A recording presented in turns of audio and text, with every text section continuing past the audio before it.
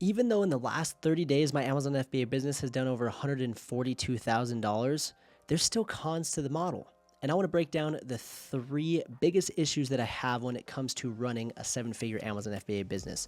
Let's get into it. All right, so I want to dive into my accounts. So this is my main account that has done just over $92,000 in the last 30 days. And my second account has done just under $50,000. I share that with you just to prove to you that I'm a current 7-figure seller, and I have issues when it comes to running my FBA businesses, just like every business that I run. I have multiple 7-figure companies. I've started dozens of businesses, and I have failed hundreds of times. And I'm here to tell you that every business is going to have its ups and downs. And so what I want to do in today's video is I'm not here to scare you from Amazon FBA. Obviously, you guys saw Amazon FBA has produced an insane amount of success for me, but that doesn't mean that there's not problems, there's not complications, there's not cons to the model. And so I'm just going to be 100% open and realistic with you. If you guys are new to the channel, my name is Trevin Peterson. I've been selling on Amazon now for it's been like 6 years. And this channel is the most up-to-date YouTube channel out when it comes to selling on Amazon. So if you guys are new, subscribe, like the video, drop a comment. And with that being said, we're going to dive into the first con of selling on Amazon. And that has to do with inventory management and cash flow. They go hand in hand. And for new sellers, this is complicated, and it's still even complicated for me. And I'll kind of break down why this is a con and the issues that can kind of be caused from this. So as Amazon sellers, it's an inventory-based business. And so the only time you can make money is if you have inventory to be sold. But what happens is you can either order too much inventory, causing cash flow issues now that you don't have money to deploy in other projects or other products, or you could order not enough and you run out of stock, and now you're trying to find cash and find more money to reorder and get back in stock quicker. And so this happens all the time when it comes to selling on Amazon, is you either order too much or you don't order enough and you're out of stock, or you have too much stock. And this is where you're just trying to find that balance of inventory management and managing your cash flow properly. Because if you don't have enough cash to replenish, or if you have your money stuck in just slow selling inventory, well, it's going to be hard to scale, and that just adds some complexity to the business. Now, that's not to say that there's not ways to get around it. I mean, I still struggle with this being 6 years deep into the business, but I just want you guys to understand that yes, inventory management can get complicated, and if you don't manage your cash flow properly, you will have a lot of bumps in the road. And one thing that I want to kind of point out is I see a lot of sellers, they order, let's say $5,000 worth of inventory, and they sell, let's say $30K their first month, and they get a big fat check of, let's say 15 grand to their account. Obviously 5 grand goes to the inventory. Let's just say, again, these are just hypothetical numbers. I'm not saying that these are true numbers, but let's just say they profited 10 grand. What people will do is they'll pull that money and they'll just go and blow it, and they'll go buy a new watch, they'll go buy a new car, they'll go live this lavish lifestyle, and then before they know it, they're like, shoot, I don't have any money to grow my business because I just blew it all.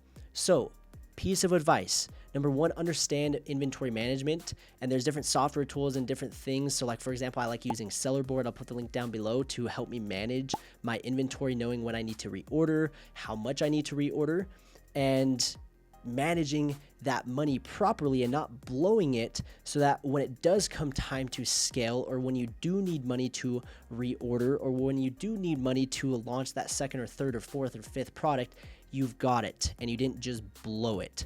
So that is the first con when it comes to selling on Amazon: inventory management, cash flow, understanding how all of that works. It gets a little complicated, but it's definitely doable to overcome it. The second con when it comes to selling on Amazon kind of goes hand in hand with inventory management. It has to do with Amazon FBA fees. Everyone at first is so scared of Amazon FBA fees, and they're like, Amazon takes so much, and they take so much to pick, pack, and ship my products. And at the end of the day, like when you run the numbers, it's actually very, very like competitive from my personal experience. Like when I go and I fulfill an order myself through Shopify, the time and energy and cost to do so is just as much, if not more, than it is on Amazon. So the FBA fees when it comes to the pick, pack, and shipping are not the largest of the fees that you should be concerned about. It's the other miscellaneous fees that people don't talk about, and that is, for example, storage fees. So like I was just talking about, you can order too much inventory or not enough. And if you order too much, what happens is you have, let's say, 500 units stuck at Amazon. And if you're only selling, let's say 100 units a month, well, you've got 5 months of inventory. Or let's even say worse, you've got 1,000 units and you only sell 100 units a month. You've got 10 months of inventory. And if your inventory is just sitting at Amazon, it's collecting storage fees. And I see a lot of new sellers order way too much and it doesn't sell, or they don't know how to launch it and sell the product. And so they just have inventory literally just sitting there collecting storage fees. And then 6 months down the road, it's what's called long-term storage fees. They get hit with this big bill and they're like, shoot, all my profit is gone and I don't have any money because of my storage fees. And so the solution to that is obviously understanding inventory management. They kind of go hand in hand, the FBA fees when it comes to storage fees, and understanding how much to order, how much not to order, and gauging that gets a little tricky. And if you do that wrong, again, you will have that big fee of storage fees. The other fees, they're not a big deal. It's just part of selling, okay? So don't stress about the pick and pack fee, the referral fee. That's just standard. It's the other fees that can get you. And then another one is PPC. If you do PPC wrong and you overspend, or you are too aggressive, or if you don't know what you're doing, you're going to be spending a lot of money that you shouldn't be spending. And basically what happens is these two areas of long-term storage fees and PPC overspend is because they're a beginner that doesn't understand the process. They don't understand inventory management. They don't understand what to look for when it comes to PPC and optimization and bids and budgets. And they just go and they just turn things on and they think that all of a sudden they're just going to be printing money, but they actually didn't do the research. And so there is more to the process than just finding a product, setting it up on Amazon, and all of a sudden you're just making a bunch of money. You have to strategize on launching the product, because if you don't launch the product properly in the very first few weeks, well, you're set up to fail. There's what's called a honeymoon phase, and if you don't take advantage of this phase, well, you're going to struggle to sell your inventory, and that's going to put you in a situation where you have long-term storage fees. And if you're in a situation where you have long-term storage fees, well, bye-bye profit margins. And then the same thing, there's people that are like, oh, well, I know how to launch. You just turn on PPC and I'm just going to go super aggressive, and they don't have any strategy. And then they go and they spend way too much, and they spend hundreds of dollars in PPC, and it didn't result in any ranking. And so again, they're back to square one of now they overspent on PPC. They didn't rank properly, and then they got long-term storage fees. And so if you don't understand how those two things work, you will lose a lot of money. And so again, that's what the goal of this channel is, to help you avoid those mistakes, to help you better understand PPC.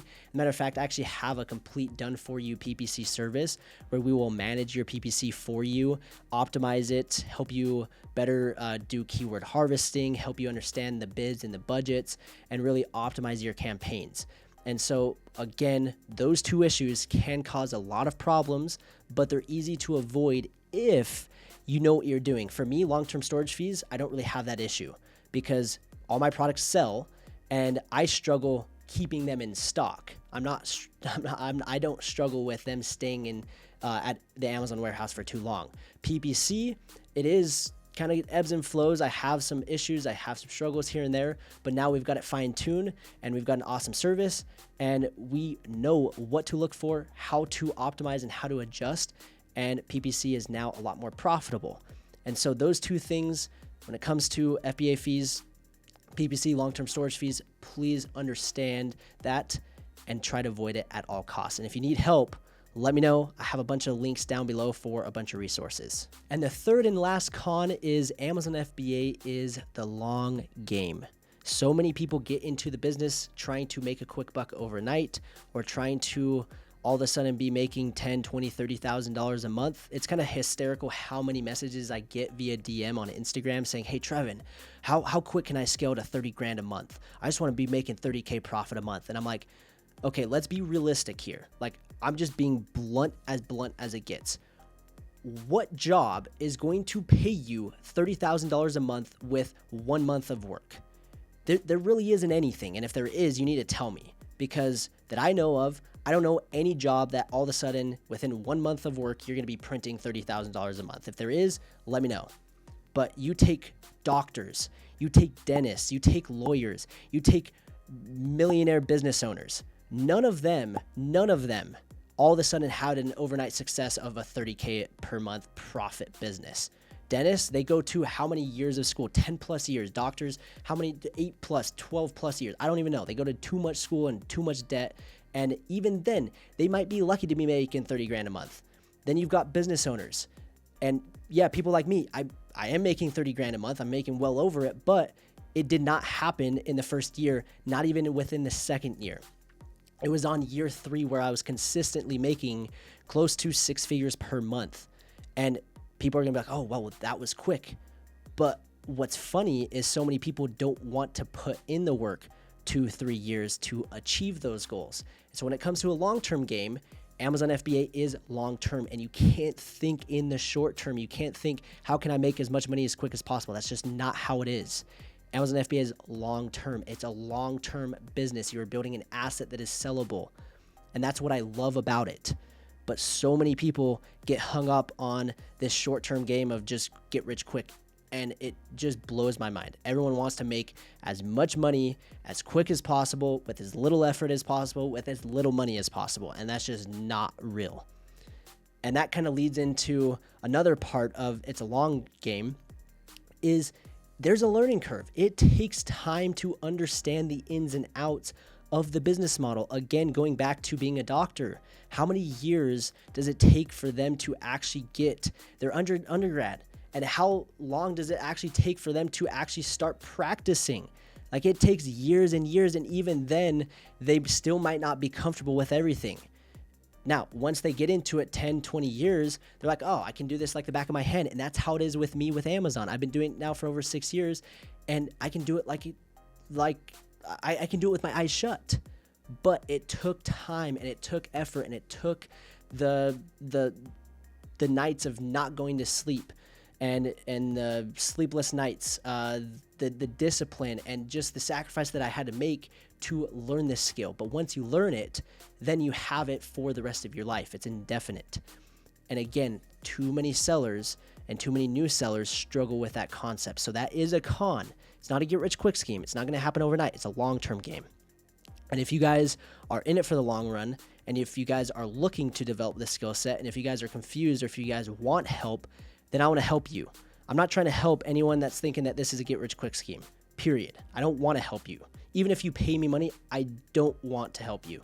I'm looking for individuals that are willing to put in the work and take the time to actually make this a success. And the people that do, they crush it. And we have results to prove. And I'll put the link down below with testimonial after testimonial. And if you guys want to get on a call with me and my team, and we'll break down how we can help you start a successful FBA business and scale it to 10K per month, 20K, 50K, 140K like I'm doing, I'd love to talk, and I'd love to guide you through the entire process. So those are the 3 cons: inventory management, just understanding cash flow, just understanding inventory, how much to order, how much not to order, making sure you're using your money right. The second thing is fees, long-term storage fees, and PPC. You can spend a lot of money if you don't know what you're doing. And if you don't know how to launch your product will just sit and rack up fees that you can't afford to pay. And then lastly, it's not a get rich quick scheme. It takes time. It takes effort. You're in this for the long run. And if you're in it for the short run, Amazon FBA is not for you, and that's why it's a con. So that is the complete breakdown of the 3 cons of FBA. And with those cons, I could talk for days about the pros and why I love Amazon. If you guys are interested in a video like that, let me know in the comments down below. But I just want to say thank you for watching. Please like, subscribe, drop a comment. Your support means the world, and we will see you in the next video.